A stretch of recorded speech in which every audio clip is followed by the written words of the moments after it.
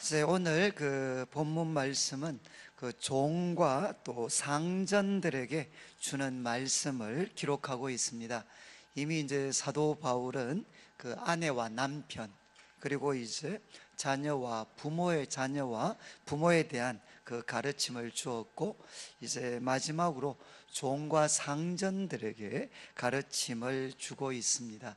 이제 이 말씀은 참 이렇게 우리 성도님들에게는 조금 거리감이 있을지는 모르겠습니다. 그렇지만 이제 저희들이 우리가 살다 보면 우리 일터에서 이제 우리 위에 분도 계시고 또 우리 밑에 분들도 계십니다. 그래서 우리가 위에 있는 분들은 어떻게 대하고 또 아래에 있는 사람들은 어떻게 대해야 되나, 꼭 일터뿐만 아니라 이제 우리가 가정 또 사회생활을 할 때도 위에 있는 분들이 계시고 아래에 있는 분들이 계십니다. 그분들을 우리가 좀 어떻게 대해야 되는가 하는 것에 대해서 우리가 좀 깨달음을 받으실 수가 있으면 좋겠습니다. 이제 5절에 보시면 종들에게 사도 바울이 먼저 교훈을 합니다. 첫 번째는 두려워하고 떨며, 이것은 누구에 대한 태도인가 하면 주님에 대한 태도입니다.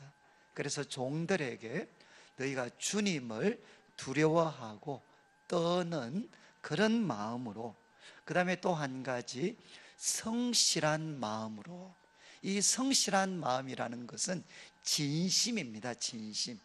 사람이 이중적이지 않고 진심으로 육체의 상전에게 순종해야 된다.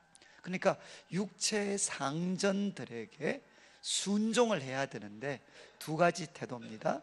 이제는 주님을 두려워하고 또 떠는 마음으로, 다음 또 한 가지는 성실한 마음, 진심으로 이제 상전들에게 순종해야 된다. 그런데 누구에게 하듯 해야 되느냐? 그리스도께 하듯 해야 된다. 이렇게 사도 바울은 권면을 했습니다. 그리고 6절에는 두 번째 가르침인데, 이제 눈가림만 하여 사람을 기쁘게 하는 자처럼 하지 마라. 이것은 무슨 뜻이겠습니까? 상전이 보고 있을 때는 상전의 그 마음을 기쁘게 하기 위해서 열심히 하고, 또 상전이 없을 때는 이제 그냥 상관없이 자기 멋대로 하는 거죠. 지금 사도 바울이 이야기할 때 눈가림만 하지 마라. 그래서 사람을 기쁘게 하는 그런 사람들처럼 살지 말고 6절 후반부 너희는 누구냐? 그리스도의 종들이라는 겁니다. 너희가 육체의 상전을 모시고 있지만 너희들은 예수님을 그 삶의 구세주와 주인으로 모셨기 때문에 너희는 우선적으로 그리스도의 종들이다. 그리스도의 종들이니까 이제 마음으로 하나님의 뜻을 행해야 된다. 그런데 여기 있는 것은 아까는 주인들, 상전들에게 순종하라고 했고, 상전들에게 순종하는 것을 바울은 뭐라고 묘사했는가 하면 하나님의 뜻을 행하는 거다. 그것은 단순히 사람의 말 듣는 정도가 아니고 그것은 하나님의 뜻을 행하는 거니까 사람이 보든 보지 않든 마음으로 그 뜻을 행해야 된다는 겁니다. 그리고 이제 세 번째는 7절 말씀, 기쁜 마음으로 섬겨야 되는데 누구에게 하듯 해야 되느냐? 주께 하듯 하고 사람들에게 하듯 하지 말라. 그러니까 우리가 육체의 상전들을 섬길 때 그분들을 주께 하듯이 기쁜 마음으로, 이것은 전심입니다. 전심으로 그분들을 섬겨야 된다. 사람들에게 하듯 하지 마라. 이렇게 바울은 권면을 했습니다. 저는 우리 성도님들 이제 좀 들으시면서 어떻습니까? 저는 이제 교회가 예를 들면 우리 신앙생활, 교회 생활과 관련된 가르침은 참 이렇게 많이 이렇게 주고 있습니다. 그리고 또 때로는 가정에 대한 가르침도 요즘은 참 많아집니다. 그런데 어떤 면에서 보면 제일 부족한 게, 우리 특별히 남자분들 같으면 우리들의 삶의 대부분을 어디서 보내는가 하면 일터에서 보내고 있습니다. 그런데 그 일터에서 우리가 어떻게 살아야 되는가 하는 가르침은 상대적으로 너무너무 부족합니다. 그래서 이제 오늘날 교회 또 성도님들이 밖에 있는 사람들에게 때로는 비판적인 이야기를 들을 때, 우리가 교회 생활 때문에 비판을 받을 수도 있지만 적지 않은 경우는 우리 직장 생활에서 그분들이 예수님을 믿는 우리들에게 기대하는 기대치가 있는데, 그 기대치와는 너무 다르게 행동할 때, 그때 참 세상은 이 기독교에 대해서, 신앙생활하는 성도들에 대해서 비판을 하는 경우가 참 많습니다. 저는 오늘 이 세 가지 말씀은 꼭 이렇게 기억하시면 좋겠습니다. 우리가 직장 생활을 할 때, 특별히 우리가 위에 사람들 모시고 있습니다. 그분들 대할 때 순종을 해야 되는데 첫 번째 태도가 뭐냐? 주님을 두려워하고 떨리는 마음으로, 주님을 두려워하고 떨리는 마음으로, 떠는 마음으로 그 상전들에게 순종해야 된다는 겁니다. 그래서 상전들에게 순종하기 전에 먼저 있어야 되는 게 뭔가 하면 주님을 두려워하고 떠는 마음을 우리가 가져야 된다. 그리고 주님을 두려워하고 떠는 사람이 두 마음을 가질 수 있겠습니까? 겉과 속이 다를 수 있겠습니까? 그 사람들은 성실한 마음, 그러니까 진심으로 섬기는 사람이 될 수 있습니다. 그래서 사도 바울은 이야기합니다. 우리 직장에서 위에 계시는 분들 모시고 우리가 일하시는 분들, 또 우리가 사회생활에서 위에 있는 분들 대할 때 먼저 주님을 두려워하는 마음으로, 주님을 두려워하고 떠는 마음으로 성실하게 그분들 순종해야 된다. 그리고 이제 바울이 두 번째 이야기했는 것은 눈가림만 하지 마라. 이것은 이제 아마 우리가 그 신약 성경을 보면 이 종들에게 주는 가르침에 거의 빠지지 않습니다. 눈가림만 하지 마라. 이것이 아마 이 세상의 특징이었던 것 같아요. 세상 사람들은 일할 때 어떻게 일하느냐? 눈가림만. 그래서 상전이 보고 있을 때는 열심히 하는 것 같지만 상전이 보지 않으면 그냥 멋대로 하는 거죠. 오늘날 우리 한국 사회의 가장 큰 문제가 뭐죠? 사람이 눈가림만 하는 거죠. 눈가림만.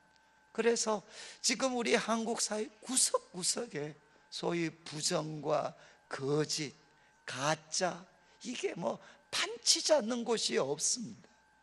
지금 이제 뭐 전부 다 눈가림만 하는 거죠. 우리 요즘 뭐 통영함, 그래서 그것도 다 뭡니까? 눈에 보이고 실험할 때만 진품 쓰고 나머지는 다 불량 쓰는 거죠. 그리고 또 뭐 원자력 발전소, 저 중요한 것도 거기에 전부 다 가짜 갖다 놓고, 그리고 우리가 물건 팔 때도 전부 다 많은 경우에 눈가림만, 가짜, 눈가림만 하는 경우가 얼마나 많은지 몰라요. 그런데 이제 사도 바울이 이야기합니다. 일하는 그 종들에게 너희들이 하지 말아야 될 게 뭐냐? 눈가림만 하지 마라. 사람들이 보고 있을 때 또 사람들에게 보이는 부분만 뭔가 좋게 하는 그런 사람들처럼 살아서는 안 된다. 왜냐하면 우리는 주님을 섬기는 사람들인데, 주님은 어떻습니까?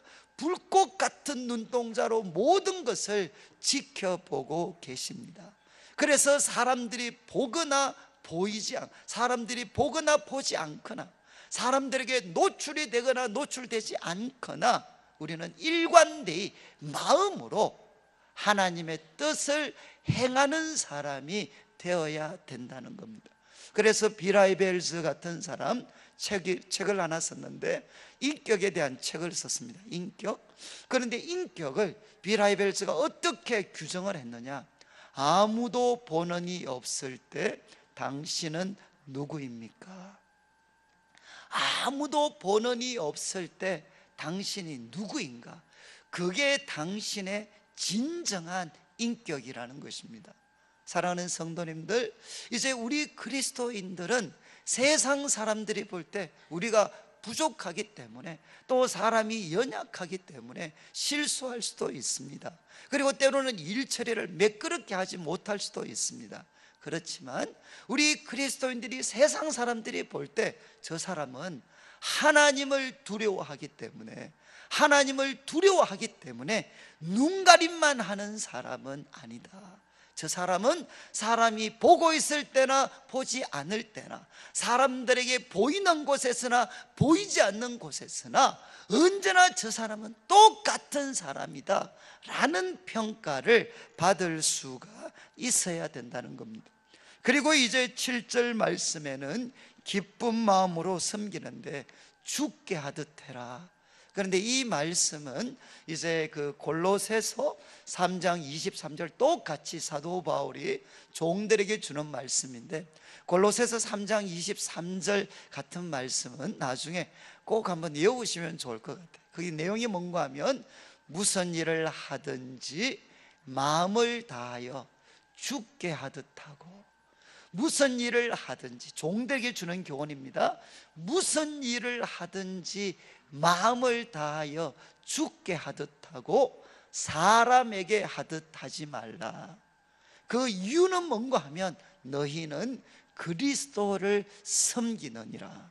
너희는 그리스도를 섬기는 사람이기 때문에 무슨 일을 하든지 마음을 다해서 죽게 하듯 해야 된다는 겁니다.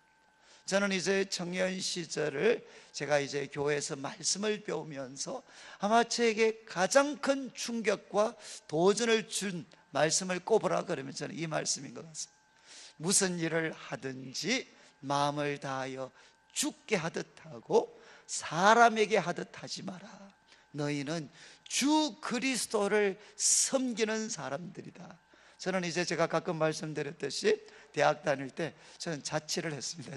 한 7년 정도 남자 한 8명 같이 자취를 했는데, 그러면 순서 이제 식사 당번이 있잖아요. 그러면 식사할 때마다 이 말씀을 붙잡고, 하나님, 제가 밥을 합니다. 하나님, 죽게 하듯이 밥할 수 있게 해주십시오. 물론 여자분들 다 비웃고 계시지만 그래도 그때는 정말 이렇게 하나님 죽게 하듯이, 그리고 또 청소를 하거나 또 저희들이 뭐 빨래를 하거나 그럴 때도 하나님 죽게 하듯이 할 수 있도록 도와주십시오. 그리고 학교에서 공부를 하고 시험을 치고 레포트를 쓰든 뭘 하든 하나님 이거 죽게 하듯이 할 수 있도록 해주십시오. 사람들에게 하는 것이 아니라 죽게 하듯이 할 수 있도록 해주십시오. 아마 우리 그리스도인의 삶은 제가 볼 때는 이렇게 해야 될 것 같아요. 무슨 일을 하든지 그것을 죽게 하듯이 우리가 해야 된다는 겁니다. 저는 이제 이렇게 말씀을 드리면 많은 분들이 그렇게 이야기하실 것 같아요. 목사님 직장 생활도 안 해놓고 어떻게 또 그렇게 이야기하십니까? 맞습니다. 저는 직장 생활을 못 해봤어요. 그렇지만 제가 이제 그 내일교회 처음 올 때, 사실은 제가 이제 내일교회 처음 올 때 저는 이제 면접 보고 이력서 내고 그리고 또 해서 뭐 이제 합격했다고 연락 와서 제가 내일교회 왔는데, 제가 내일교회 올 때 제가 마음에 결심한 게 뭔가 하면 꼭 한번 직장 생활을 하고 싶었어요. 직장 생활. 제가 청년들을 섬기다 보니까 청년들은 직장 생활 때문에 너무너무 어려워합니다. 그리고 직장에서 직장 생활을 위해 무엇을 준비해야 되는지 애들이 너무너무 힘들어했어요. 근데 저는 그런 경험이 없었습니다. 그래서 목사가 다른 건 할 수 없으니까 하나님, 제가 낯선 교회에 한번 가겠습니다.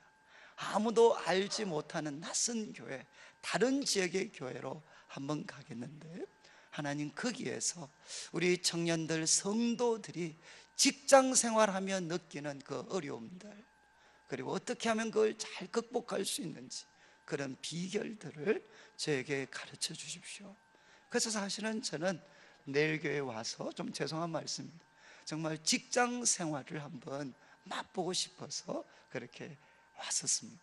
그래서 저는 참 교회에 이렇게 섬기면서 때로는 참 저의 생각과 다른 어떤 여러 가지 요구들, 그런 거 올 때마다 그래서 생각하는 거죠.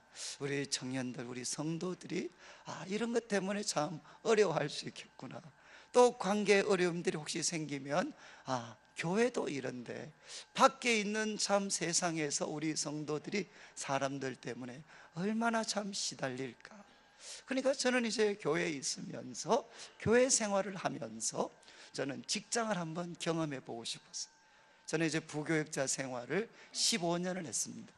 그래서 15년 하면서 저는 참 이 말씀, 오늘 제가 소개해 드렸던 이 말씀이 얼마나 진리인가 하는 것을 저는 자신 있게 말씀을 드릴 수가 있습니다. 저는 이제 교회에서 이렇게 쭉 하다 보면은 때로는 참 제가 이제 원하지 않는, 저 뜻하고 조금 다를 수 있는 결정이 내려질 때가 있습니다. 그러면 저는 이 말씀, 순종해라, 성실한 마음으로, 그리고 주님을 두려워하면서 순종해라. 그래서 교회에서 여러 가지 결정이 내려지면 저는 그냥 받아들입니다. 제가 제 뜻하고는 조금 다른 것 같지만 전체를 보시는 분들이 이런 결정 할 수도 있겠구나. 그래서 그것을 성실한 마음으로 받아들이려고, 또 기쁜 마음으로 받아들이려고 하고, 그 다음에 이제 청년들에게 잘 설명을 해 줍니다.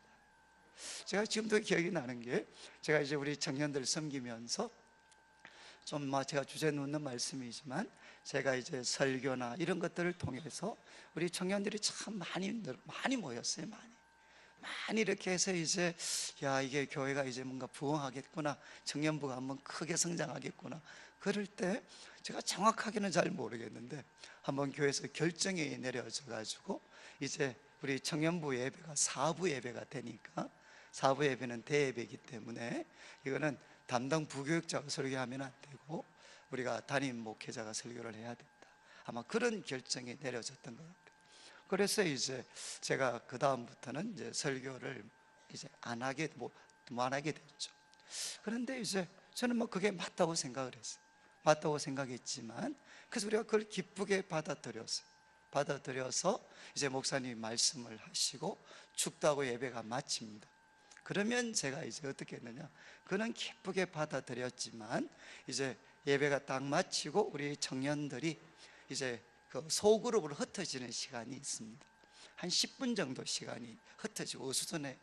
제가 축도 다 끝나고 애들이 흩어지는 그 시간에 막 애들 뒤통수 대고, 그리고 애들 막 돌아다니는 애들 향해서 제가 한 5분 정도 설교를 했습니다. 왜냐하면 저는 우리 청년들을, 어른들이 보시는 관점이 있지만 또 담당 목회자가 보는 영적인 관점이 있기 때문에 저는 이제 그 흩어져서 자리 정돈하는 시간, 그것은 제 권한이니까요. 제가 그 시간을 사용을 해서 애들한테 설교를 했어요. 그러니까 이제 한 6개월 정도 제가 했던 것 같아요. 그리고 나서 다시 교회 결정들이 좀 조정이 돼서 다시금 제가 이제 말씀을 전할 수 있게 됐어요.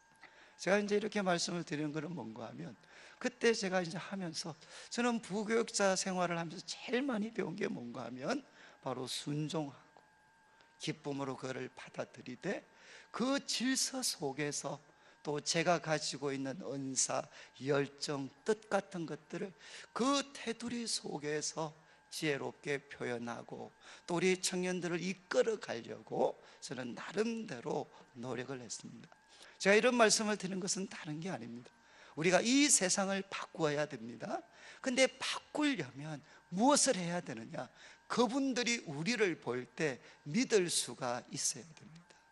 그러니까 직장에서도 우리 성도님들이 선한 영향력을 끼치고 싶으면 그분들이 볼 때 믿을 수 있는 사람이 되셔야 그분이 하는 말을 믿을 수가 있지. 아직 믿을 수가 없는데 마치 뭔가 이상한 일들을 시도하게 되면 거기서 많은 갈등과 다툼이 생기게 됩니다. 저는 우리 사랑하는 성도님들, 저는 우리 성도님들이 일터에서 무엇보다 믿을 수 있는 분들이 되셨으면 좋겠어요. 그리고 정말 저 사람은 사람이 보든 보지 않든 저 사람은 똑같은 사람이다. 그리고 또 나아가서 저 사람은 사람을 섬기는 사람이 아니고 주 그리스도를 섬기는 사람이다. 그런데 이렇게 살아가게 되면 이제 8절 말씀을 보시면 왜 우리가 이렇게 살아야 되느냐? 이는 각 사람이 무슨 선을 행하든지 종이나 자유인이나 주께로부터 그대로 받을 줄을 알미라. 그러니까 주님께 하듯이 해야 된다. 그 이유는 뭔가 하면 주님이 갚아주신다는 겁니다. 그것이 종이든 자유인이든 좋은 일이든 악한 일이든 바로 주님께서 갚아주시는 분이시기 때문에 우리는 주님을 두려워하고 주님을 섬기는 마음으로 주님의 뜻들을 이제는 실천하면서 살아가야 된다는 겁니다. 여러분, 우리가 구약 성경을 쭉 읽어보면 참 위대한 하나님의 사람들이 나옵니다. 그런데 그 하나님의 사람들의 공통점 중에 하나가 뭔가 하면 그들은 하나님을 어떤 분으로 믿었느냐? 하나님은 상 주시는 분이십니다. 여러분, 다윗의 삶이 그러했습니다. 많은 억울한 일을 만났지만 다윗은 상 주시는 분은 하나님이시라는 것을 그는 믿었습니다. 그래서 그 부조리와 그리고 그 어떤 악한 그런 어떤 참 위협 속에서도 그는 묵묵히 하나님이 기뻐하시는 길을 걸어갈 수가 있었습니다. 그리고 요셉을 보십시오. 정말 요셉의 삶을 보면 우리가 무엇을 알 수 있느냐? 하나님이 상 주시는 분이시다. 그것을 그가 믿었기 때문에 그런 유혹, 그런 고난이 찾아와도 그는 묵묵히 견딜 수가 있었습니다. 성도님들, 우리 성도님들이 하나님은 상 주시는 분이십니다, 갚아주시는 분이십니다 라는 것을 어디서 경험해야 되느냐? 물론 교회 속에서도 경험해야 되지만 우리 성도님들은 우선적으로 가정과 일터에서 하나님은 갚아주시는 분이십니다 라는 것을 경험해야 된다는 것입니다. 저는 제가 이제 청년들을 이렇게 섬기다 보면 참 이 귀한 분들과 교제할 수 있는 그런 기회가 있는데, 저는 제가 이제 한국에 나오기 전에 이제 제가 누구를 만났는가 하면 지금 우리 재정 상담에 대해서 우리 성도들에게 많은 도움을 주시는 김동윤 장로님이라고 계셔요. 나중에 인터넷 같은 걸 한번 검색해 보시면 시카고에 이제 회계사로 계시는 분인데, 김동윤 장로님, 이분이 이제 재정에 대해서 많은 가르침을 주시는데, 근데 그분이 이제 우리 청년들한테 말씀을 전하시면서 그런 이야기를 하셨어요. 자기가 외국에 이제 유학을 끝내고 거기에 계속 있으려면 소위 이 노동 허가를 받아야 됩니다. 근데 그게 참 쉽지가 않아요. 지금도 어려운데, 지금부터 한 40년 전에 그 한국 사람한테, 공부 끝난 사람한테 노동 허가를 보증해 줄 수 있는 사람이 잘 없었습니다. 그런데 자기한테 노동 허가를 해준 분이 나타나셨어요. 그분이 누구신가 하면 갑자기 이제 자기가 이제 우리로 하면 패밀리 레스토랑입니다. 패밀리 레스토랑. 그래서 이런 뭐 맥도날드 아니고 그보다 조금 더 나은 거겠죠.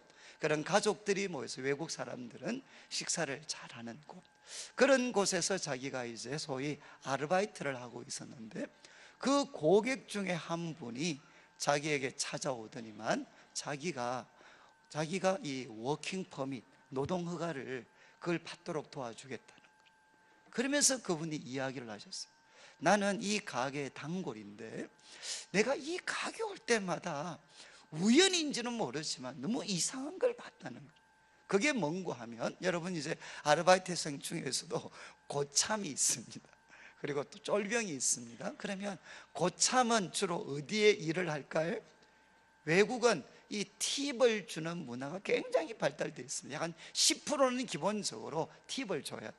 그것 가지고 이제 일하시는 분들 생활을 하는데, 그런데 이제 고참들은 일을 적게 하면서도 팁 많이 주는 테이블이 있습니다. 거기에 이제 고참들이 가고, 쫄따구들은 어디서 일하겠습니까? 일할 것은 왕창 많은데 팁 안 나오는 그런 곳에 쫄따구들이 갑니다. 여러분, 팁이 많이 나오는 테이블은 어떤 곳일까요? 나이는 어느 정도 되겠습니까? 젊은 사람들이 팁 많이 줄까요? 아니면 40대 한 중후반 이런 분들이 팁을 많이 주겠습니까? 그거 말할 필요가 없죠. 40대 중후반 정도는 돼야 생활이 좀 안정이 되니까, 애들도 크니까. 그래서 40대 중후반 되는 가정에는 애들도 다 성장을 했으니까 테이블에 흘리는 게 없습니다. 그래서 이분들은 경제적으로 안정이 됐기 때문에 팁도 넉넉하게 줘요. 그런데 그리고 이런 데는 고참들이 가는 데고, 쫄따구가 가는 데는 뭐겠습니까? 갓난 애들 바글바글 거리는데 가면 밑에 애들이 음식 먹으면서 위아래 다 흘려놔요. 그리고 또 아직 부모들이 경제력이 아직 확실하지가 않으니까 팁도 아주 짭니다.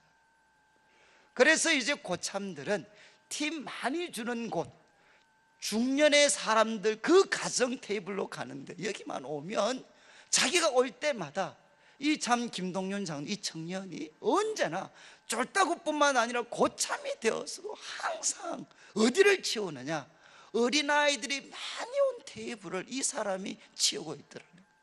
그래가지고 이제 그 매니저를 불렀어요. 매니저한테 물어봤다는 거예요. 아니, 왜 저 사람은 동양인이라고 차별하냐, 왜 저 사람이 항상 돈도 안 되고 일도 제일 많이 하는 저 테이블을 치우냐. 그러니까 그 매니저가 하는 말이, 저 친구는 예수님을 믿으니까 항상 자기가 자원해서 저 일을 한다는 거예요. 다른 사람이 안 가는 그 테이블을 언제나 저 사람이 자원해서 그걸 다 치운다는 거예요. 우리가 시켜서가 아니라 저 사람은 항상 자원해서 항상 저렇게 한다. 그런데 이 분이 그 말에 너무너무 감동을 받아가지고 이제 자기도 모르는 사이 그분 뒷조사를 해서 학교 마치는 거 알고 자기가 보증을 서주기로 했다는 거예요. 저는 이제 이런 간정들은 뭐 허다합니다. 사랑하는 성도님들, 하나님이 갚아주셔요. 사람들이 보든 보지 않든, 정말 우리 청년들에게 제가 항상 했던 설교가 있습니다. 여러분, 우리 앞날이 막힐 때 뭐 해야 되느냐? 목숨 걸고 기도하고, 그리고 지극히 작은 일에 충성하셔야 돼요. 너무나도 많은 참 사람, 성도들이 내가 뭔가 부자가 되고 큰 사람이 되었을 때 그때 뭔가 대단한 일을 하려고 생각합니다. 그렇지 않습니다. 저는 청년들이 항상 하는 말이, 목숨 걸고 기도하고, 내 삶이 벽에 부딪혔을 때 목숨 걸고 기도하고 지극히 작은 일에 충성하면 하나님은 반드시 그 길을 열어주십니다. 여러분, 똑같아요. 우리가 사람들이 보든 보지 않든 주님을 두려워하는 마음 때문에 우리가 성실하게 최선을 다해서 우리가 지극히 작은 일 충성하면 누가 갚아주시느냐? 전능하신 하나님께서 갚아주시게 됩니다. 저는 제가 이제 제가 처음 신학을 했을 때 모셨던 분이 이제 대수동교회 박이천 목사님이셨어요. 그래서 그분이 지금은 이제 원로가 되셨지만 저희들 교역자들 이렇게 회의를 하면 항상 이제 한 번씩 자기 이야기를 하십니다. 여러분, 부교역자니까 좀 고달프고 힘들겠지만 여러분은 그래도 내가 고생한 거에 비하면 아무것도 아니다. 이제 그러시면서 이분이 이제 자기 이야기를 하죠. 자기가, 목사님 당신이 부교역자일 때 누구 밑에 있었냐? 그 당시에 한국교회 1950년대 정도에 한국에서 가장 존경받는 목사님 중에 한 분이 부산의 한상동 목사님이라고 계셨습니다. 그래서 고신척에서는 이분은 뭐 추록 성도니까 그 신사참배 그 고초를 다 믿음으로 견뎌내신 분이시니까 고신척에서는 가장 존경받는 분이 한상동 목사님이셨어요. 그래서 그때는 저와 같은 우리 부교역자들은 꿈이 뭐냐? 바로 그분 밑에서 소위 말해서 부교역자 생활을 하는 거였어요. 그런데 이분은 그분 밑에서는 못하고 누구 밑에서 했느냐? 그분 동생 밑에서. 그분 동생도 목사님이셨는데 동생 밑에서 이분이 부교역자 생활을 하셨어요. 그런데 이분이 하시는 말씀이, 정말 우리 뭐 박 목사님 같은 분 입이 무거운 분이신데도 막 고개를 설레설레 흔들어. 막 소위 세상에 그런 악당이 없다는 거예요. 목사지만 그런 악당이 없다. 근데 이제 우리 박 목사님 같은 분은 말씀 묵상하고 그러면서 그냥 이분은 황소입니다, 황소. 그냥 누가 뭐라고 한다, 뭐 대우를 잘해주든 못해주든, 뭐 좋은 평가를 받든 안아주든 안 안아주든 그냥 묵묵히 황소처럼 말씀 묵상하고 충실히 순종을 했다. 그런데 어느 날 갑자기 이제 이 목사님이 오시더니만, 우리 이제 박 목사님 불러놓고, 그때 전도사님이시니까, 야, 박 전도사, 너 다음부터 우리 형님 교회로 출근해. 그렇게 이야기를 하시더래요. 그게 무슨 말인가 싶어서 이제 한상동 목사님, 정말 존경하는 한상동 목사님을 만나러 갔는데, 그 한상동 목사님이 하시는 말씀이, 당신이 내 동생이 이야기했던 그 전도사냐. 그래서 딱 한마디 하시더래요. 야, 내가 내 동생 아는데 내 동생이 괜찮은 애다 그러면 나는 믿는다. 무슨 말씀인지 아시겠습니까? 그 별난 내 동생이 저 친구는 괜찮습니다 인정하면, 내 동생이 인정했다 그러면 나는 두말할 필요 없이 나는 쓰겠다는 거예요. 그래서 자기가 한상동 목사님 밑에서 일하게 됐고, 자기가 참 목회할 때 가장 귀한 거를 그분 밑에서 배울 수 있었다는 거예요. 그러면서 쟤들 보고 하셨던 말씀이, 야, 너희들도 목회하다 보면 진짜 까다로운 사람, 막 골치 아픈 사람 분명히 만난다. 그런데 기억해라, 그 사람에게 인정받으면 그것은 평생의 보정수표가 될 수 있다. 이해하시겠습니까? 그 까다롭고 힘들게 하는 사람, 그런데 우리가 주님 바라보면서 그거 참아내고 묵묵히 인내하고 성령의 도우심 의지해서 이빨 깨물고 우리가 순종하고 몸부림치면 어떻게 되느냐? 그 사람한테 인정받으면 그것은 너희 평생의 보정수표가 될 수 있다는 겁니다. 사랑하는 성도님들, 지금 이제 사도 바울이 이야기했습니다. 우리 참 다른 사람 밑에서 섬기시는 분들 얼마나 힘이 들겠어요. 요즘 소위 갑이니 갑질이니 슈퍼갑이니 그러면서 그 밑에 있는 사람들이 얼마나 고생하고 있는가. 그렇지만 성경은 이야기를 합니다. 주님을 두려워하는 마음으로 그분들 성실하게 섬기십시오. 순종하십시오. 그리고 두 번째는 사람들이 보는 곳에서만 하지 않고 보이지 않는 곳이라 할지라도 우리는 주님을 섬기는 사람이기 때문에 보든 보이지 않든 마음으로 하나님의 뜻을 행하고, 그리고 나아가서 우리는 사람을 섬기는 사람들이 아니라 무슨 일을 하든지 죽게 하듯이 할 수 있는 사람이 되면 살아계신 하나님께서, 전능하신 하나님께서 갚아주신다는 겁니다. 그리고 나서 이제 9절 말씀을 보시면 상전들에게 이야기합니다. 상전들아, 너희도 그들에게 이와 같이 하고. 이와 같이 하고, 이 참 무서운 말이죠. 지금 종들에게 가르쳤던 것처럼, 종들이 하는 것처럼 너희들도 똑같이 해라. 무슨 말씀입니까? 우리가 종들을 대할 때 하나님이 맡겨주신 사람으로 그들을 대해라. 그리고 그들을 대할 때 하나님을 두려워하는 마음으로 그들을 대해라. 사람이 보든 보지 않든 하나님을 기쁘시게 하는 방법으로 그들을 대해 주라는 것입니다. 그러면서 아주 재밌는 말을 하죠. 이와 같이 하되 무엇을 거치라고 했습니까? 위협을 거치라. 근데 이게 이전 개역 성경, 이 번역 전에 개역 성경이 훨씬 어감이 좋습니다. 이전 개역 성경은 뭐라고 되어 있느냐? 위협을 거치라가 아니고 공갈을 거치라. 저는 너무너무 잘. 그래서 위에 사람들 보고 성경을 한마디로 이렇게 이야기해요. 공갈 치지 마라. 무슨 공갈이죠? 잘라버린다. 뭐 이런 공갈 치지 말라. 너는 내 손에 있다. 그냥 공갈 치지 마라, 공갈. 그러면서 재밌는 말씀을 합니다. 이는 그들과 너희의 상전이, 하나님은 정말 그 종들의 상전일 뿐만 아니라 너희 상전의 상전이 된다는 겁니다. 너희와 그들과 너희의 상전이 하늘에 계신다. 하나님이 보고 계신다는 겁니다. 그리고 그에게는 사람을 외모로 취하는 일이 없다. 그거 너희가 안다는 겁니다. 사람을 외모로 취하지 않는다는 게 무엇이죠? 하나님은 종이라고 무시하고 주인이라고 하나님은 우대해 주는 게 아니라는 거죠. 하나님에게 중요한 것은 무엇이냐? 그 사람이 종이냐 상전이냐가 아니고, 하나님께 중요한 것은 종이냐 상전이냐가 아니라 그들이 하나님의 뜻을 행하고 하나님을 기쁘시게 하느냐 안 하느냐, 그게 중요하다는 겁니다. 여러분, 사람에게는 종이냐 상전이냐가 중요한지 모르지만 하나님께서는 종이나 상전이나 거기에서, 그 신분 그 자리에서 하나님을 기쁘시게 하고 하나님의 뜻을 행하느냐 그렇지 않느냐가 하나님께는 중요하다는 거죠. 그러면서 이야기합니다. 그분은 외모로 사람을 취하는 일이 없고 하나님은 종도 갚아주시지만 하나님은 상전에게도 갚아주신다는 것입니다. 저는 오늘 이제 말씀을 마무리하면서 저는 우리 성도님들 한 분 한 분이 정말 교회에서뿐만 아니라 우리 가정과 일터에서 하나님께 상 받는 분들이 되시기를 주님의 이름으로 축복합니다.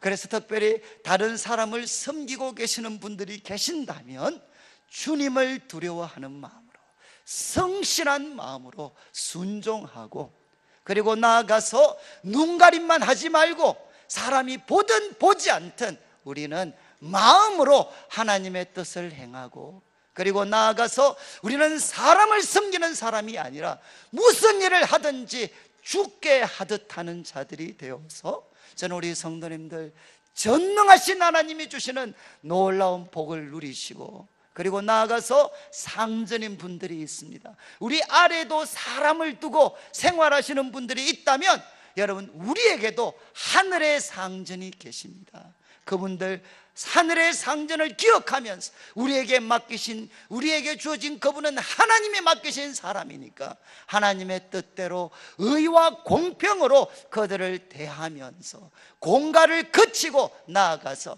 정말 하나님께 상 받을 수 있는 그런 삶들을 우리 상전들도 살아가셔야 됩니다. 저는 그래서 우리 내일교회 성도님들이 참 교회에서만 은혜 받는 분이 아니라 우리 일터에서 정말 다윗처럼, 요셉처럼, 다니엘처럼 그 삶의 현장 일터에서 하나님의 복을 받으실 수 있는 귀한 성도들 되시기를 주님의 이름으로 축복합니다.